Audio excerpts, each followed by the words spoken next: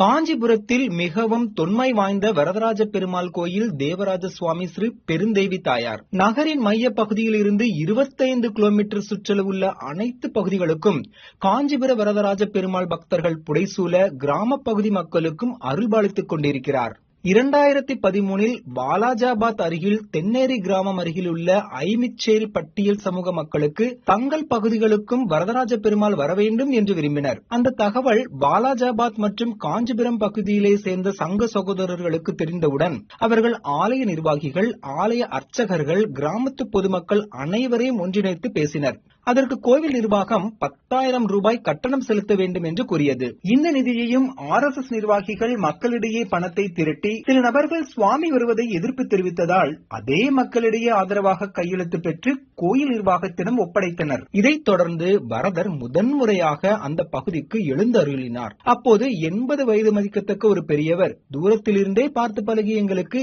எங்கள் பகுதியில் எங்களுடைய வீட்டின் அருகில் காஞ்சிபுர வரதர் வந்திருக்கிறார், அதற்கு காரணம் இந்த RSS காரர்கள் தான் என்று ஆனந்த கண்ணீர் மல்க தெரிவித்தார்.